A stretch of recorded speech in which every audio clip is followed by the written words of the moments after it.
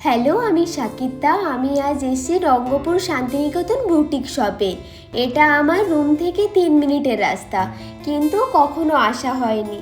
আমি আসতে যেতে সব সময় দেখি, ভাবি অনেক প্রাইস বা ভিতরে কেমন জিনিস আছে, ছোট্ট একটা দোকান, কিন্তু কালেকশন ভালোই ছিল। আমি বোলপুর শান্তিনিকেতন যাব, সেই জন্য আমার এই বুটিকের কালেকশনের খুব প্রয়োজন ছিল। মনে মনে এগুলো আমি অনলাইনে দেখছি। হঠাৎ আমাকে আমার ফ্রেন্ড বলে, পাশে একটা শপ আছে, তুমি যাবে? চলো, তোমার গেলে ভালো লাগবে। আমার কিনতে হবে এমনটা ছিল না, কিন্তু গিয়ে ভালো লেগে যায়, আর ভালো লেগে গেছে, আর ওগুলো আমি না নিয়ে বাড়ি আসবো এটা তো হতেই পারে না।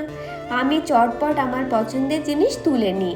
এটাকে ধুতি ড্রেস বলে হয়তো, বা I am not sure. Handmade জুয়েলারিও ছিল, কালেকশন অল্পই ছিল, যে কটা ছিল বেশ ভালো ছিল।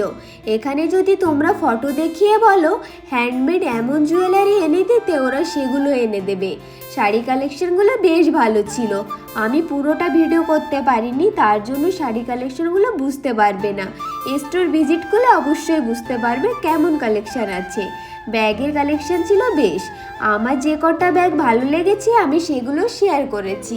যারা বুটিকের ব্যাগ, ড্রেস, শাড়ি এগুলো পরতে পছন্দ করো, তারা অবশ্যই এর আসল মূল্য বুঝতে পারবে। বুটিকের কালেকশন যারা পরে তাদের খুবই সফট লুক দেয়।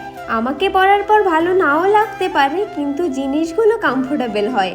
আমি তো তোমাদের প্রথমেই বললাম, কেনার উদ্দেশ্য নিয়ে যাইনি, কিন্তু ভালো লেগেছে। ওটা না কিনে আনলে রাতে খাওয়া ঘুম সব উড়ে যাবে।